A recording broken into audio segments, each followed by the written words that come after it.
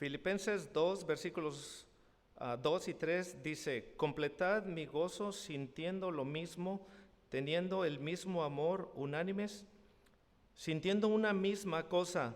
Nada hagáis por contienda o por vanagloria, antes bien con humildad, estimando cada uno a los demás como superiores a él mismo. Vamos a orar, inclinen su rostro. Señor, esta tarde venimos pidiendo tu dirección, conforme vamos viendo lo que tú tienes preparado para nosotros. Queremos que tú abras nuestro corazón, nuestra mente, Señor, que podamos entender el mensaje que tienes para nosotros y que lo pongamos en práctica, no nomás, porque a veces nomás lo escuchamos, pero no ponemos en práctica, Señor. Queremos empezar primeramente, como tú has enseñado en Jerusalén, que es nuestro propio hogar, en nosotros mismos, poner el ejemplo a nuestros hijos, nuestros vecinos, en nuestros trabajos, Señor. Padre Santo, nos recordamos de Pastor Mario, de los otros hermanos que andan descansando, agarrando vacaciones, Señor. Dales un buen tiempo para que ellos se puedan recuperar y tener un tiempo fuera tranquilos, Padre. Cuídalos, bendícelos, Señor. Al igual por todos los hermanos que se encuentran delicados de salud, están enfermos, que quisieran estar aquí y no pueden. Y también pedimos por los que pueden estar aquí y no quieren estar, Señor. Pedimos que tú los redargullas, que les toque su corazón, Señor, y que vuelvan como cuando escucharon por primera vez tu palabra y que tenían ese amor, ese corazón ardiente hacia ti, Señor, que no decaigan. Pedimos por todos nuestros hermanos, Señor. También te doy gracias por todos los ujieres que están aquí esta noche sirviendo, Señor, que están fiel a tu palabra, Señor. También pedimos por los hermanos en inglés que también están exponiendo tu palabra y los lugares aquí alrededor que también muestran tu palabra y a través del mundo en las misiones en diferentes lados, Señor. Sé con cada uno de ellos, Padre Santo. Te lo rogamos y te lo pedimos humildemente en Cristo Jesús. Amén. Pueden tomar asiento, hermanos.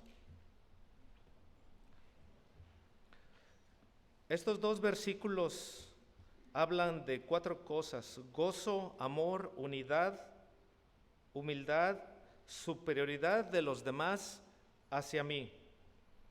Para poder sentir estas 4 cosas y ponerlas en prácticas, necesitas algo muy importante: la confianza en Dios y una fe sana. Vamos a ir subrayando conforme escuchen esta palabra, la fe sana. La vamos a encontrar muchas veces en diferentes partes en la Biblia, y cada vez que la vean, subráyela. Aquí es donde entra nuestra pregunta, que es el título de nuestra enseñanza esta noche. Pero esta pregunta es personal, es de mí hacia el Señor y de ti hacia el Señor. Porque recuerda que Dios solamente tiene hijos. Dios no tiene hijos, nietos, ni sobrinos, ni hijos del pastor, ni nadie. Entonces, esta pregunta es personal. ¿Hasta cuándo debo de seguir haciendo esto? ¿Haciendo qué? El tener una fe sana y genuina. Vamos a 1 de Timoteo 1, versículos 2 y 3.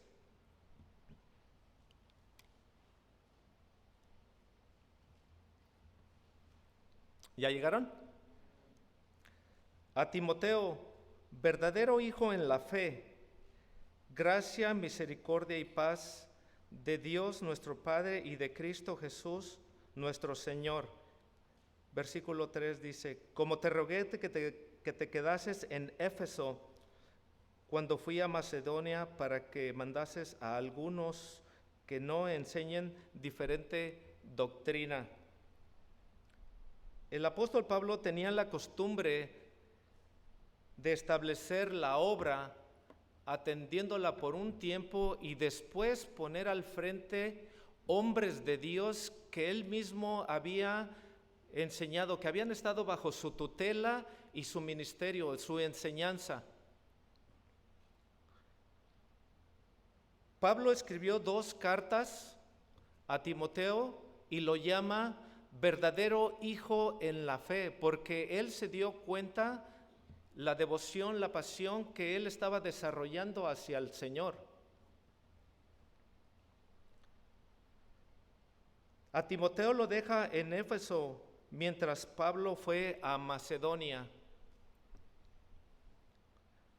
Vemos que dice la palabra de Dios en Primera de Tito. Vamos a Tito 2:1.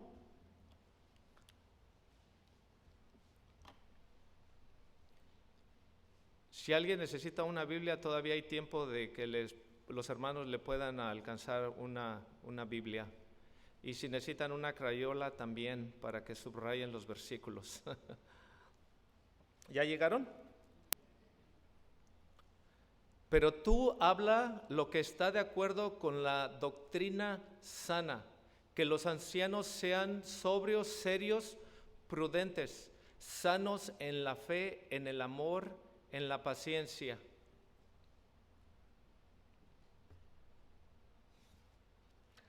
Hay algo muy interesante en estos versículos. Pablo habla de las características que tiene que tener los jóvenes, los que sirven a otras personas. En los primeros versículos encontramos algo que me ha llamado mucho la atención. La frase que dice en Tito 2, en el versículo 2, en la segunda parte, dice, sanos en la fe. Dice la Biblia que el apóstol Pablo le pedía a Timoteo que los ancianos y el liderazgo tenían que tener una fe sana, una fe pura, clara, transparente, inmaculada, que no fuera manchada, que no fuera contaminada, porque se le estaban levantando falsos profetas, falsas personas con ideas propias, y por eso le dice a él, tienes que tener una fe sana, una doctrina sana.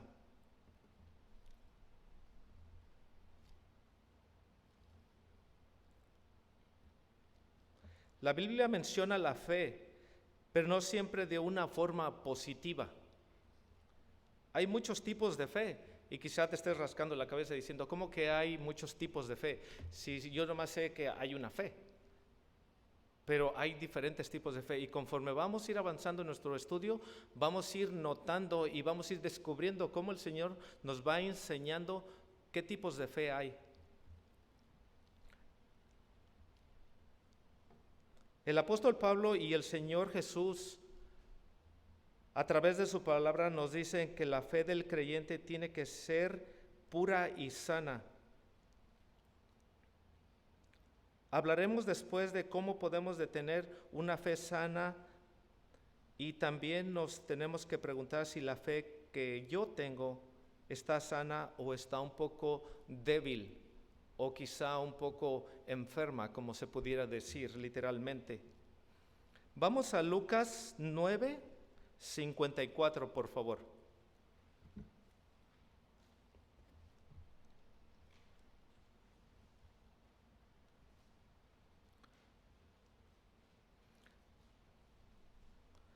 Vamos a leer el primer texto donde podemos ver a unos discípulos del Señor que lógicamente tenían fe, pero una fe extraña, una fe diferente. La he llamado una fe inmadura o distorsionada. Lucas 9:54 dice, viendo esto, sus discípulos Jacobo y Juan dijeron al Señor, ¿quieres que mandemos que descienda fuego del cielo como hizo Elías y que los consuma? Fíjate lo que están diciendo. Fueron a un pueblo donde no los recibieron, y yo creo que estaban actuando ellos con coraje o con enojo o con desprecio, y le estaban pidiendo al Señor, ¿quieres que oremos para que caiga el lumbre del fuego y los consuma? Qué barbaridad, ¿verdad? Uno de los discípulos del Señor le está proponiendo, Señor, ¿quieres que oremos para que caiga fuego del cielo y destruya a esta gente que no ha querido recibirnos. Pero, ¿qué están diciendo? El Señor, claro que no apoya esta petición. El Señor dice, ustedes no saben lo que están pidiendo. La fe es para edificar, para ayudar, para bendecir, no para destruir. Esta gente tenía una fe distorsionada completamente. Y sería bueno que nosotros nos preguntáramos de vez en cuando qué tipo de fe tenemos.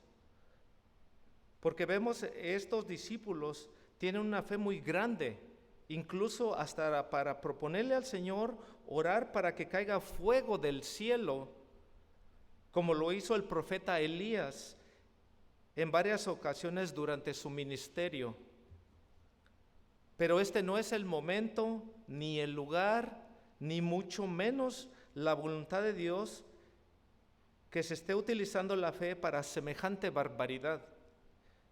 El Señor creo que dijo, estos apóstoles apenas están aprendiendo, como cuando uno dice, estos están gateando, están caminando y ya quieren volar. Luego, aquí hay fe, pero es una fe distorsionada. Hay un texto en 2 de Timoteo, vamos a ir rápidamente ahí, 1:5. ¿Ya llegaron? ¿O todavía no?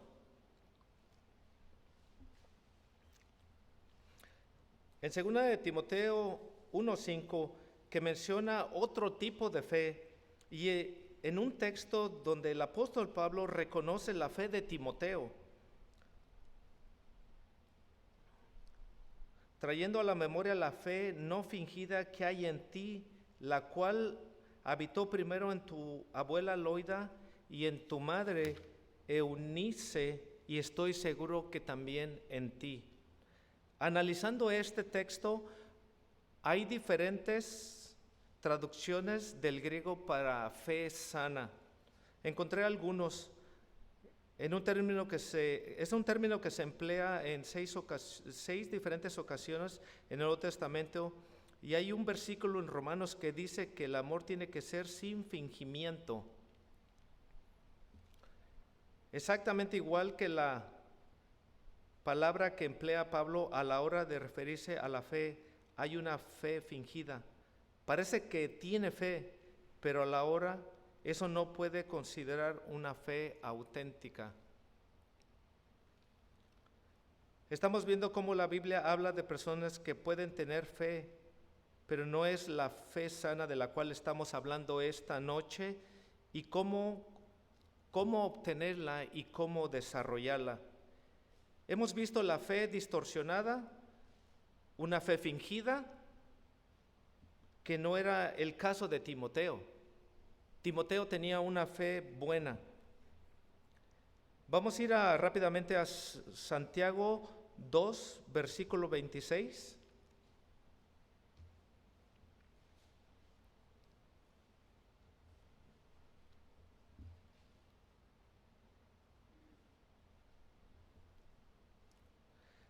Aquí vemos una fe que no sirve para nada. Y yo también me sorprendí cuando leí esto. ¿Cómo que hay una fe que no sirve para nada? Veamos qué dice la Biblia. Porque como el cuerpo sin espíritu está muerto, así también la fe sin obras está muerta. Es como un árbol que no da frutos, va a ser cortado y echado al fuego. Fe sin obras, hay fe, pero no hay obras, está muerta. Hay gente que puede tener aparentemente una fe muy grande, pero no hay obras. Esa fe no produce nada, como un árbol frutal que no da nada. Esperas todo el año esperando a ver si te da un limón, un aguacate, algo, y llega la primavera, el invierno, pasan los meses y no da nada, pero está recibiendo agua, está recibiendo nutrientes. Ya tenemos tres tipos de fe: la fe distorsionada, la fe fingida y una fe muerta. Ahora, hay una fe que quiero contar de alguien de quien se trata. ¿Se acuerdan del joven rico? Un joven que había guardado todos los mandamientos de la ley, aparentemente. Era muy escrupuloso, moralmente impecable, pero notaba que faltaba algo. Le preguntó al Señor: ¿qué tengo que hacer para heredar la vida eterna? El Señor le propone un estilo de vida diferente. Le habla que tiene que romper con el espíritu de materialismo, porque con tanto dinero que tenía, el espíritu de materialismo lo estaba dominando. Le habla que tiene que guardar los mandamientos y le dice: yo todo esto lo he guardado, todo esto lo he hecho, pero lo han hecho en una forma diferente y ahorita vamos a descubrir cómo lo han hecho. Vemos que muchos escribas y fariseos, incluyendo al joven rico, eran personas de fe, pero fe religiosa, una fe mecánica. Hay que orar, oramos. Hay que leer, leemos. Hay que ayunar, ayunamos. Hay que congregarnos, nos juntamos. Pero el Señor no quiere que actuemos de una forma mecánica, como robots, como máquinas preprogramadas, que vamos a hacer lo mismo y una y otra vez repetitivamente. No hay pasión, no hay ganas, no hay sentimiento del corazón. Se hacen las cosas, pero no hay vida en todo esto. Digamos que es una fe religiosa. Sin embargo, volvemos al texto de Tito capítulo 2, donde el apóstol Pablo dice que los creyentes tienen que tener una fe sana. Nuevamente lo recalca aquí. Antes de ver las características y cómo se puede tener una fe sana, vamos a Mateo 8, versículo 5, por favor. Los espero a que lleguen.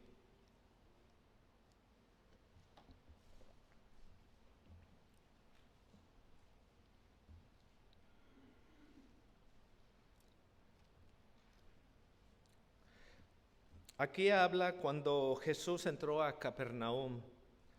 Entrando Jesús en Capernaum, vino a él un centurión rogándole.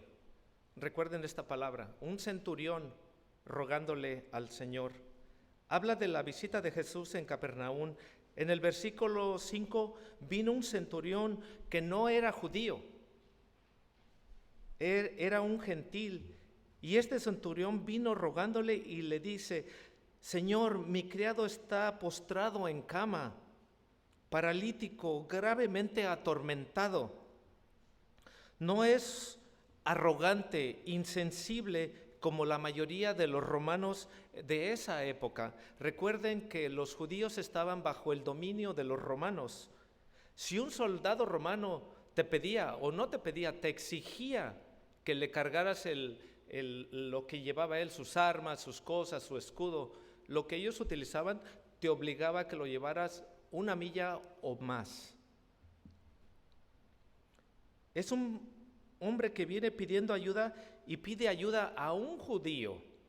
Eso era imposible en esos tiempos, que un romano a un judío con humildad le pidiera ayuda. Aquí hay un acto de humildad muy grande de parte del centurión. El Señor le dijo: yo iré y le sanaré. Respondiendo el centurión le dice: Señor, no soy digno de que entres bajo mi techo. Solamente di la palabra y mi criado sanará. Esto es grandioso. Él tenía fe que el Señor podría curar a su criado simplemente con el hecho de decir la palabra. Ni siquiera tenía que presentarse. Al oírlo, Jesús se maravilló y dijo a los que le seguían: de cierto os digo que ni aún en Israel, en todo el país de Israel, no halló tanta fe como en este hombre. ¿Qué fue lo que le llamó la atención de este hombre a nuestro Señor Jesucristo? Primeramente, la humildad con la que vino a pedir. No vino exigiendo, sino rogando, no para él, porque no iba a pedir para él, era para alguien más. Era para otra persona que estaba sufriendo gravemente atormentado, a su criado. Aquí hay algo muy interesante en esta conversación. El Señor está dispuesto a ir a la casa de este gentil, pero el centurión dice nuevamente: Señor, no soy digno de tenerte bajo mi techo, soy poca cosa para ti. Di solamente la palabra, da la orden y se cumplirá. Es todo lo que tienes que hacer. El centurión reconoce el poder, la autoridad, el poderío de nuestro Señor Jesucristo. Vamos rápidamente a Mateo 8:9.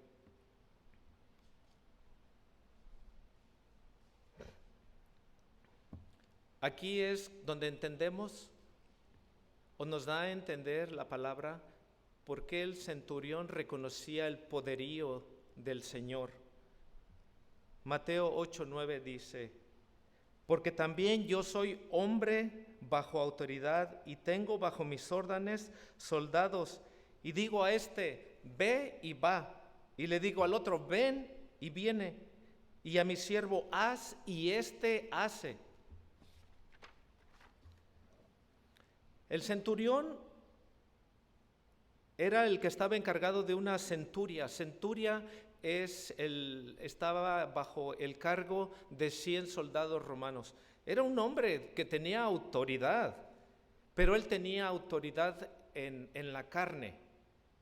Y al mismo tiempo él reconocía la autoridad espiritual de nuestro Señor Jesucristo. En el versículo 13,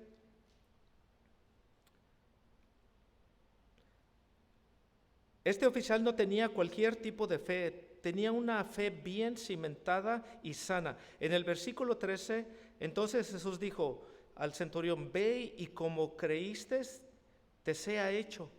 Y su criado fue sanado en aquella misma hora. Ahora, sin embargo, continuando en la cuenta de Mateo, vamos a ir a Mateo 14, versículos 24 al 31.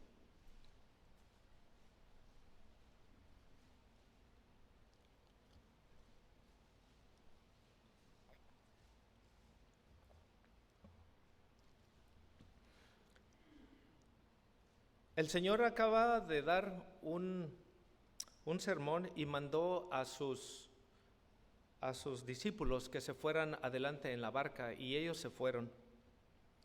El versículo 24 dice: y ya la barca estaba en medio del mar, azotada por las olas, porque el viento era contrario. El 25 dice: mas a la cuarta vigilia de la noche, Jesús vino a ellos andando sobre el mar. El 26, y los discípulos, viéndole andar sobre el mar, se turbaron diciendo: un fantasma, y dieron voces de miedo. En el 27, pero enseguida Jesús les habló diciendo: tened ánimo, yo soy, no temáis. Versículo 28, entonces le respondió Pedro, nuevamente Pedro, y le dijo: Señor, si eres tú, manda que yo vaya a ti sobre las aguas. El 29, y él dijo: ven. Y descendiendo Pedro de la barca, andaba sobre las aguas para ir a Jesús. Y en el 30, pero al ver el fuerte viento tuvo miedo, y comenzando a hundirse dio voces diciendo: Señor, sálvame. Al momento Jesús, extendiendo la mano, asió de él y le dijo: hombre de poca fe, ¿por qué dudaste? Hemos visto varios tipos de fe nuevamente: una fe inmadura, distorsionada, una fe muerta, una fe religiosa, y ahora vemos como una fe poca fe, o una fe hipócrita. En el capítulo 8 y el versículo 10 de Mateo, comparamos la fe del centurión y la fe de Pedro. Es un grande contraste que hay, son los dos puestos, los polos opuestos. Uno tenía mucha fe, el otro no tenía fe, a pesar de que los apóstoles ya habían visto milagros, habían vivido ya con el Señor Jesucristo y aún así le faltó la fe.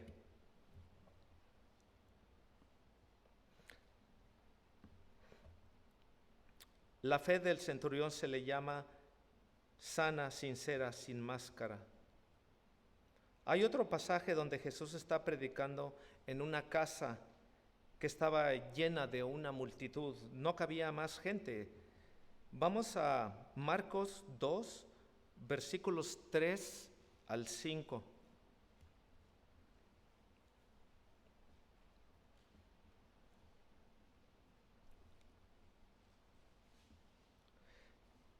Entonces vinieron a él unos trayendo un paralítico que era cargado por 4. Versículo 4 dice, y como no podían acercarse a él a causa de la multitud, descubrieron el techo de donde estaba y haciendo una abertura, bajaron el lecho en el que yacía el paralítico. En el 5, aquí es la parte más importante.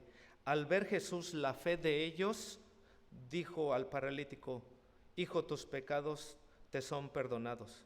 Quiero que recuerden a estos 4, la Biblia no dice si eran familiares, si eran amigos del paralítico, los que lo iban cargando, pero podemos decir que son amigos, vamos a ponerlos como amigos y nos vamos a recordar de ellos más adelante unos cuantos versículos conforme vamos desarrollando el estudio. Nosotros no podemos ver la fe, ni siquiera la nuestra, pero el Señor puede ver el nivel de la fe que tenemos. La fe que tenemos que tener no es una fe cualquiera, no es como una llave mágica o como la lámpara de Aladino, que cuando alguien encontraba la lámpara, la frotaba y tenía una necesidad y se la cumplía. La fe no es así. O tal vez como una palabra mágica que decíamos, abre sésamo o ábrete puerta y se abrían automáticamente las puertas mágicamente. Ahora surge la pregunta, ¿cómo sabremos las características de una fe verdadera en el Señor? Vamos a primera de Pedro 1, versículos 5 al 7.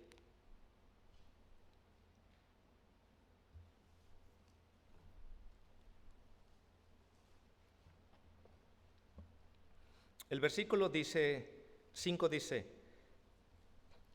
que sois guardados por el poder de Dios mediante la fe para alcanzar la salvación que está preparada para ser manifestada en el tiempo postrero, en lo cual vosotros os alegréis, aunque ahora por un poco de tiempo, si es necesario, tengáis que ser afligidos en diversas pruebas. Subrayen esta palabra, diversas pruebas, para que sometida a prueba vuestra fe, mucho más preciosa que el oro, el cual aún perecedero se prueba con fuego, sea hallada en alabanza, gloria y honra cuando sea manifestado Jesucristo. La Biblia dice, como podemos ver aquí, que una de las características de la fe sana es que tiene que ser probada. Y si no quieres una fe probada, nunca sabrás qué tipo de fe tienes o qué tipo de nivel tienes en tu fe. La Biblia dice, como podemos ver aquí, que una de las características de la fe sana es que tiene que ser probada. Mientras todo aparentemente se ve bien, no hay problemas. La cuenta de banco tiene muchos números, está bien, la casa pagada, los hijos van a la escuela. Aparentemente hay una calma. Todo se ve bien. Pero ¿cómo sabremos si nuestra fe es sincera? Hay un ejemplo como cuando cumplías 18 años y tenías que enlistarse en el ejército o en el Army. Y a mí me tocó cuando tenía 18 años enlistarme cuando estuve en México. Había muchos que fueron a enlistarse en ese año. A uno nos tuvieron que apuntarnos y nos dijeron que nos fuéramos a nuestra casa. No podíamos salir del país, no podíamos viajar, no podíamos hacer nada. Y a otros les tocó irse a que los entrenaran. Al año nos llamaron y les entregaron sus diplomas, sus papeles, cuando ya habían cumplido su tiempo de entrenamiento. A mí también me dieron mi cartilla y me la liberaron o me dijeron, tú ya terminaste el tiempo. En los documentos de mis compañeros estábamos viéndolos y decían lo que habían hecho: puntualidad, limpieza, manejo de armas, obediencia, destreza, agilidad, etcétera, etcétera. Pero nos dimos cuenta que había uno en blanco y que decía valor. Eso lo habían dejado en blanco. El valor no pudo ser demostrado porque nunca fueron a la guerra. Y si hay una guerra y vas al campo abierto y peleas, entonces puedes demostrar tu valor. Pero si no hay guerra, ¿cómo vas a demostrar tu valor? No hay forma de expresarlo. En la fe es lo mismo. Y puedes decir, sí tengo fe, pero cuando te llegaron las pruebas, ¿cómo reaccionaste ante el problema? Cuando ya eras cristiano, cuando ya habías conocido al Señor. Cuando todavía no conocíamos al Señor, nosotros reaccionábamos en la carne. Cuando nos venían los problemas, nos salían culebras de la boca y decíamos, le echamos la culpa al vecino o a otras cosas. Pero ahora que eres cristiano, ¿cómo reaccionas tú cuando te vienen las pruebas?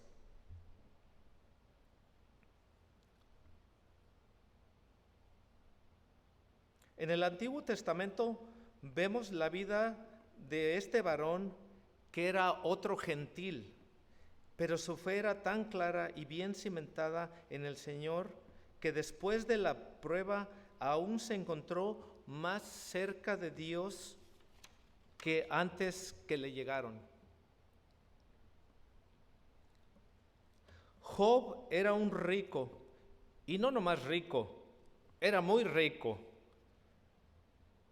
Hoy en día lo podemos comparar con Bill Gates, Amazon, Apple. Todos juntos ellos no le llegaban a Job, era muy rico. Además tenía su matrimonio, su familia, sus servidumbres, sus tierras y tenía amigos también. ¿Recuerdan de los amigos que les dije que no se les olvidara los amigos del paralítico? Bueno, Job también tenía amigos. Unos buenos amigos porque iban todas las noches a cenar a su casa y se paseaban en su Rolls Royce y en sus carros. Eran sus buenos amigos.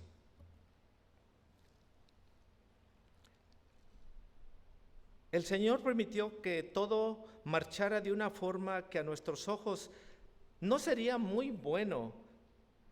En un corto tiempo perdió propiedades, hijos, cosechas, animales, hasta en la bolsa de valores perdió todo. La esposa se volvió en su contra, las casas se le quemaron y los buenos amigos le dieron la espalda. Imagínate esta situación. ¿Dónde quedaría en la quiebra si sin familia? Imagínate esta situación donde quedaría él en la quiebra y sin familia y además enfermo. Muchos dirían, ¿y en dónde está Dios en toda esta desgracia? Yo creo que a más de uno nos ha pasado que nos hemos vuelto en situaciones apretadas y a veces hemos dicho, ¿en dónde está Dios? ¿Por qué me ha abandonado? Nunca estuvo Dios más cerca de Job que cuando era probado, y Job nunca estuvo más cerca de Dios, nunca lo abandonó. En ningún momento se quejó, tampoco dijo, No vale la pena llevar una vida justa y una vida de santidad. ¿Hasta cuándo debo de seguir haciendo esto? Tener una fe y una confianza en Dios. Él no dijo esto, no se quejó. Job dice, había oído de ti, Dios. Te había escuchado, pero mis ojos ahora te ven. He experimentado la naturaleza de mi Dios y tú eres mi Señor. Vamos a Job 1:20, por favor, y 21.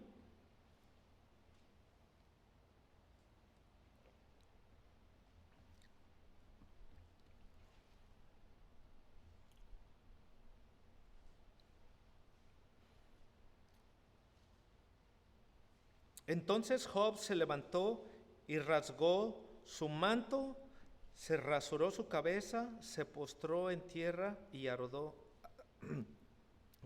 Y adoró. En el 21. Y dijo, desnudo salí del vientre de mi madre y desnudo volveré allá. Jehová dio y Jehová quitó. Sea el nombre de Jehová bendito. Y aunque Dios me quite todo, yo voy a seguir adorándole porque es mi Redentor y Salvador. Mi Salvador está vivo. Amén. Las pruebas no lo destruyeron, lo fortalecieron y él tenía que orar y pedir por todos los demás que no veían la grandeza de Dios, que solo lo abandonaron y lo criticaron. Imagínense, él estaba en la peor situación de su vida. Su esposa lo dejó, sus amigos lo abandonaron. Ahora él, en su situación más quebrada de su vida, él estaba pidiendo por ellos. Por lo tanto, la fe sana, la fe verdadera, tarde o temprano ha de ser probada. La Biblia dice que la actitud ante las pruebas es de gozo. Vamos a Santiago 1, versículos 2 y 3.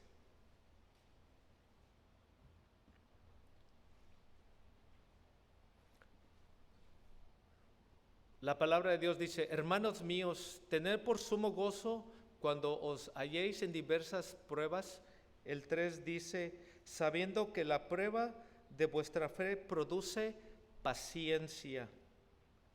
Tiene que ser un gozo cuando nos hallemos en las pruebas. Este es un ingrediente muy importante, la paciencia. La fe sin paciencia se puede convertir en temor. Y tú puedes decir, la fe tiene que ir acompañada de la paciencia, van de la mano. Claro, pides en oración por algo o una necesidad, la pides con fe, pero no tienes paciencia y no la recibes cuando tú quieres. Terminas diciendo, Dios no me escucha, tal vez estoy en pecado, los hermanos ya no me quieren. Recuerda que Dios responde de 3 formas: sí, no o espérate tantito, pero a veces no tenemos paciencia para esperar.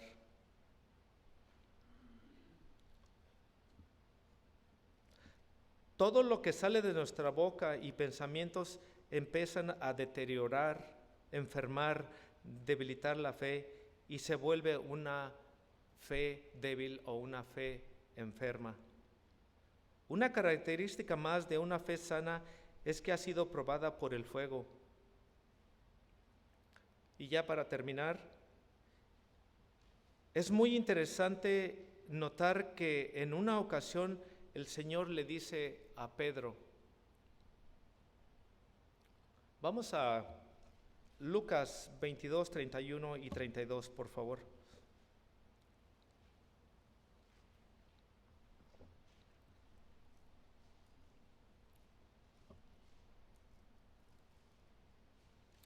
¿Ya llegaron? En el 31 dijo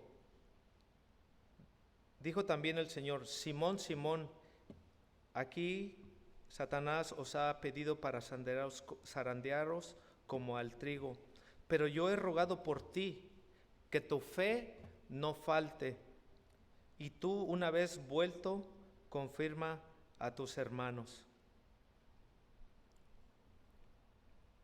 El Señor esta noche está rogando para que tu fe no falte. El Señor no se ha olvidado de ti. El Señor sabe que estás pasando por una situación muy difícil. Quizás es económica, quizás es espiritual, quizás es como el centurión. Tienes pesadumbre por una persona más, a lo mejor en México, a lo mejor en tu país, en otro lado. Pero Él no se ha olvidado de ti, simplemente quiere que tengas un poco de paciencia. Quizás la respuesta todavía no llega, pero debes seguir orando y que tu fe no falte, que tu fe se desarrolle, que tu fe crezca, que madure. Y si viene la prueba, pásala con gozo. Es fácil decirlo, es difícil hacerlo, pero si nos sostenemos de la mano del Señor, podemos lograr esto. Para terminar, 2 pensamientos. Por si les pregunta Pastor Mario que hubo el miércoles, al menos se acuerdan de eso. El Señor no descarta ningún momento de la vida del cristiano en que pueda ser sacudido, zarandeado, es decir, probado. Y es ahí que esa fe se puede demostrar y comprobar. Número 2, la prueba lo que hace es fortalecer y madurar la fe y prepararla para la siguiente prueba. Vamos a ponernos de pie, hermanos.